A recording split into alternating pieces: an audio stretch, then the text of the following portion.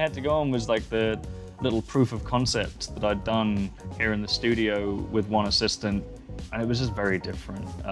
Looking through the camera, directing one guy with some masking tape is very different to basically working in a mirror and guiding a team in an X, Y, and Z axis, and the axes that became towards the door, no, not that door, towards the back, no, your back. It was a difficult thing. There was a lot of, moving parts.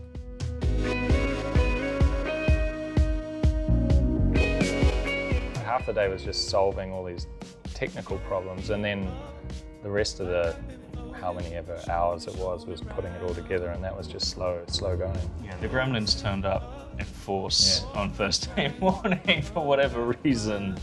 That's just how it goes. You can't account for that stuff. But yeah, I honestly did think it was going to be a lot quicker.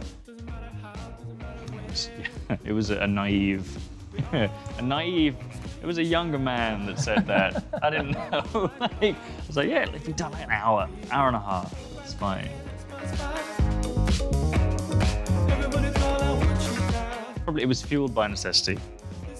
We had booked the studio space in this building for the Friday with a view to sort of setting it up in the workshop and then moving it.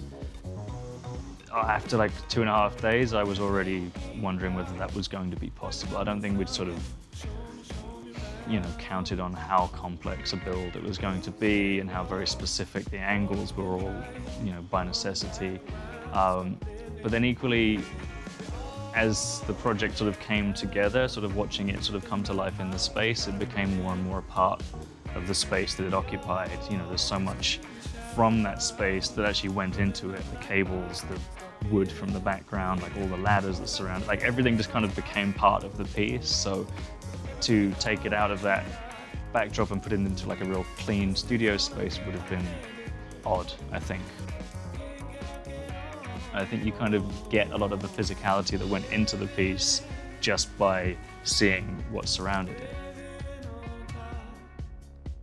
We liked how it looked, so why not just keep pushing that and finesse that rather than within the space, packing up and adding all these other problems to it.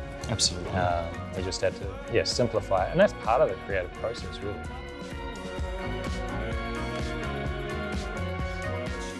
The whole thing that hopefully ties my portfolio together is that there's a process that you decide on early on and you kind of commit to that and just sort of see it out to its logical conclusion, and the process always ends up dictating the look of the final piece, and that's exactly what's happened here. It wasn't something I counted on because we spent a lot of time working it out early on, deciding on grids and doing 3D modeling, but ultimately that was sort of not usable at the end. We just had to build it and go with it in a very sort of manual way. It wasn't something we could plan on entirely. So I'm glad that it sort of has fallen into the bracket of process-driven work.